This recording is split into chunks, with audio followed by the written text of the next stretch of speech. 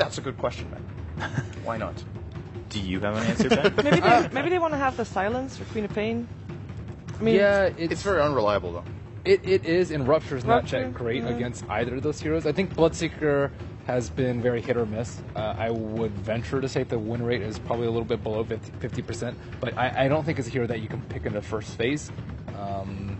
Especially, it kind of forces you to fight, but some people try and take it late game with like BKB and SNY, and I think it does scale decently. But I think that Bounty Hunter is much better for.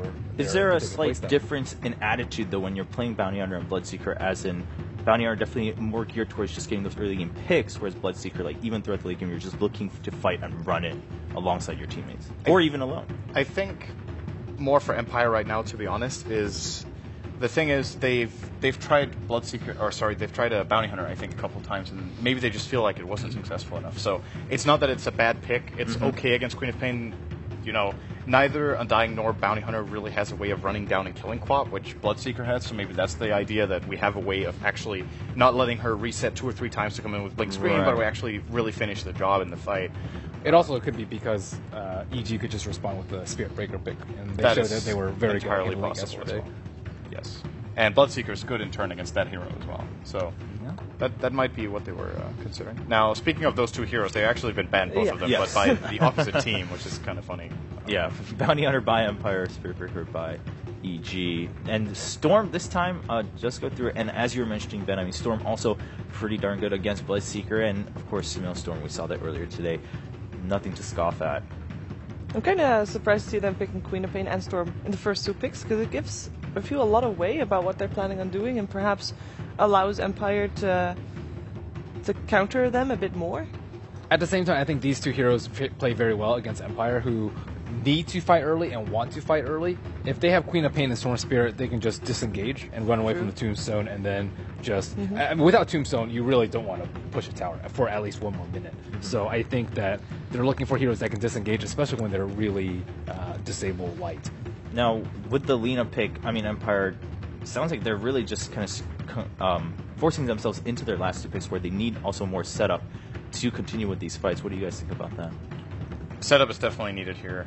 Lina can, to an extent, take care of it herself by getting Yules, but it's not enough, and it's not reliable enough, especially because when you look at EG, the 2 heroes they have, what they can choose to do is, both of them, or at least one of them, can get an Orchid if they want to. I would expect EG in this particular game to get an Orchid in either of them. It's a great counterplay to Lina. If she Yules someone and wants to go for the kill, both of them can very easily access her with an Orchid, with either Blink Orchid or Ball Lightning Orchid, and just shut her down very nicely. They also have the Shaker now, a defensive support too. Once again, you can do kind of the same thing. Try to go for the kills, try to go for the fight. You just block them off and just buy time. What I'm worried about for Empire, we've obviously only seen 3 picks right now. If you saw the shot of them, Resolution looked pretty frustrated the way he was sitting back. I don't think they're in high spirits, which is to be expected, but they seem perhaps a little more annoyed by this than maybe they should be. So I'm worried that they will just be like, screw it, we're going all in on fighting, and then they lose sight of, again, the big picture, ending the game. They could end up in a similar situation to what we're seeing MVP Hot 6 in a couple of games, where they pick ridiculous amounts of spell burst in early game, and then even should they play that early game well, it's not about the kill score. It's about finishing. But I think at least even if they win the early game, let's say, and then lose out in the late game, I think it will be better for their spirits. It's like, oh, okay, at least we had a really good start and we had a good chance, as opposed to last game where it just felt like everything was slowly crumbling and ending for them. I mean, morale is going to be important for Team Empire, probably far more so than for other teams, and at least getting off to a good start and be like, oh, okay, we can do this, guys. We're up ahead by 10 kills. We're pushing down towers. I think that can do a lot for them. Yeah, I fully agree. I mean, you mentioned it half earlier. You didn't want to call them emotional players, but I mean, they kind of are. They're also fairly young players as well.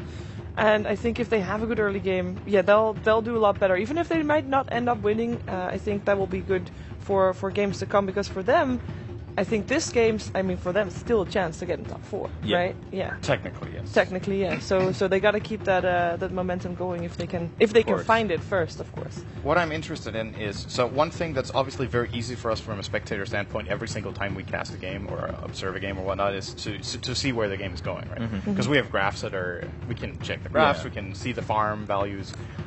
maybe Empire is the kind of team that when they analyze the game and they look at it, they maybe sometimes read too much into the kill score.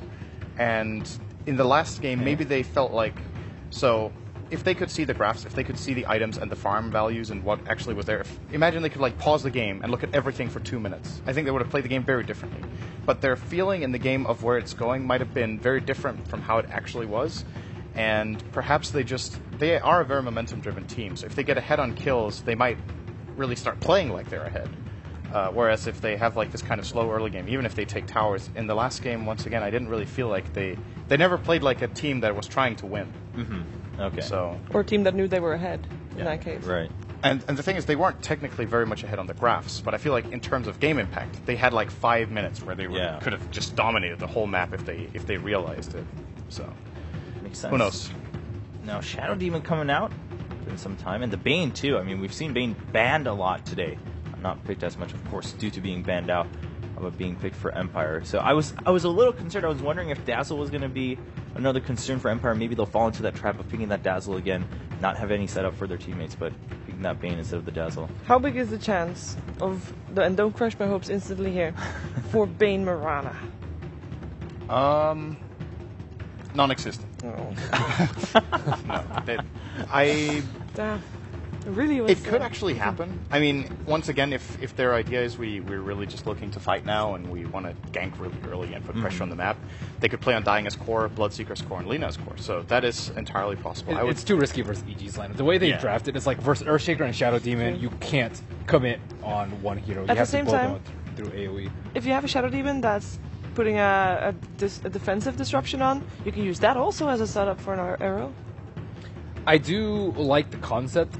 It's just EG's game plan, I would say, when they had the Sand King. It's like, okay, we're going to, farm up, play defensively, and if we have to hold, we have the heroes to do it. Like Earthshaker with Fissure, Shadow Poison with his, with his Shadow Poison, and then, like, the Queen of Pain and Storm Spirit are just very good at split pushing and pressuring the enemy to either, stop the push or, commit too heavily and go too deep, which I think Empire might be a little bit prone to in this particular situation, or all in on a hero, like Rupture plus Grip plus Laguna Blade, which Earthshaker, again, Shadow Demon are really good at defending against. Mm-hmm. I really like this ban from EG. This was the pick that came to mind for me that Empire could have gone for to try to knock down some towers and take advantage of their Undying. Early mech carrier, hits hard on towers with Nether Toxin, and just peaks very early together with the rest of the lineup. I think Viper would have been a really good pick for them, and then play the Lina on support. It's not available now. It's also, in my opinion, a good pick for Resolution. It's a good matchup against Quab, it's a good matchup against Storm, and Resolution is really good at playing lane.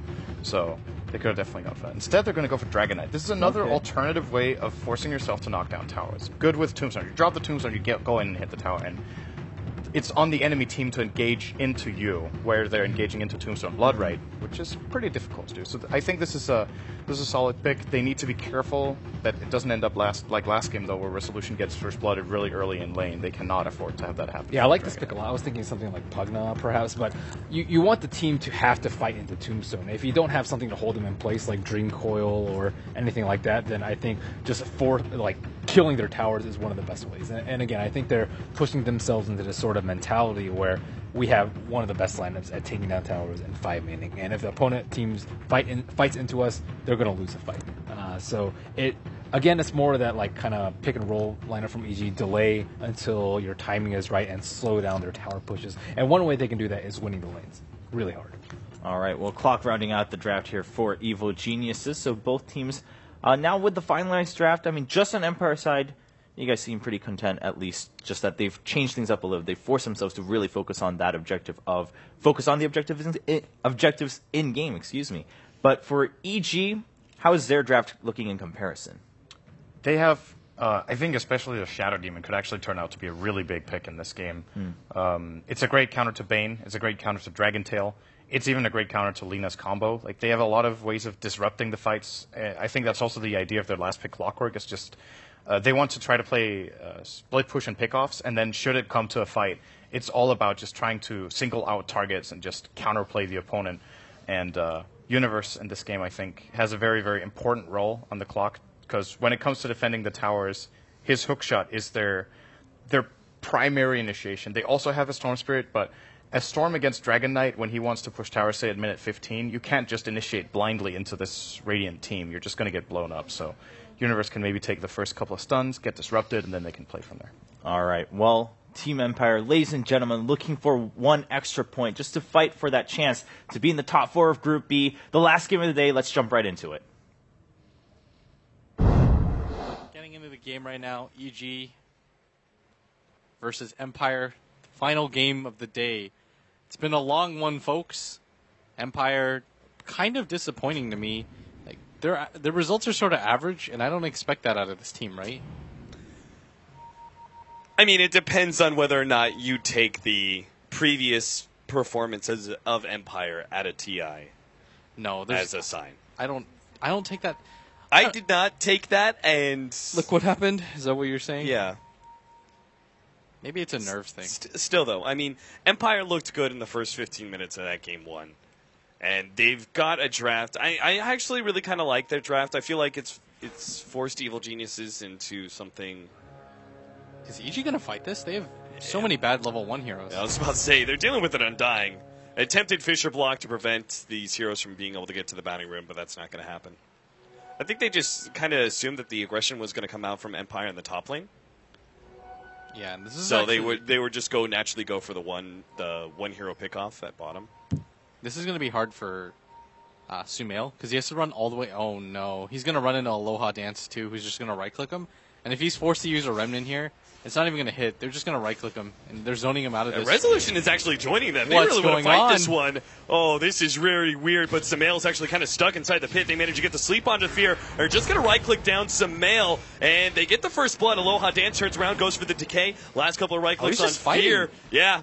Aloha Dance, he's going to try and go into the Roshan pit to deny himself, but those poison will actually finish him off. Farther down, always want to fly, chased away by PPD. What an awkward engagement.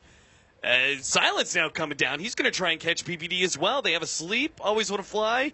He'll get in range eventually. He's much faster, or 5-min boot speed faster than PPD. This is such an awkward engagement. They might actually just kill PPD, though, by the virtue of right-clicks. And Yeah, doing PPD so. doesn't have mana for a Fissure, so as long as they kind of stay in range of him, he's going to go for the deny on the neutrals. Light Strike Array, and the right clicks. They get a secondary kill now. That was weird. That was very weird. But that was just because they chose to go for that kind of aggressive pick-off play at bottom. Is this a support Silent? And to carry Bloodseeker being played by Yoki, though, and an offlane Aloha Dance? Everything is just messing with my head. Yeah, they've got 5 stacks of Shadow Poison on the Bloodseeker. They got to be really careful with this positioning. They're still trying to go on AUI. There goes the poison. Almost pops Yoki in the background there. In fact, Fear blinks forward and will be able to get a couple more right Poor clicks. man shield. Yoki, poor man shield once. Yeah, he's got it. He's good. Silent. He went down. AUI is still alive. All right. So we have a very weird situation here where Silent, he's still going to be playing a core Lina, it seems. Is he, though? I mean... I don't know. Okay, so Yoki's going to the jungle. A lot of things... Okay, and AUI just suicides to Roshan. That's the Lamprecat strategy. I've used all my mana. I've got enough money for everything. Suicide. So they're going very greedy, essentially. Like, jungling Bloodseeker is a greedy 4. They've got an off-lane Undying faced up against Universe. Pretty favorable for the Undying. Have you played that matchup before? I don't actually know. I have played that matchup. You have to use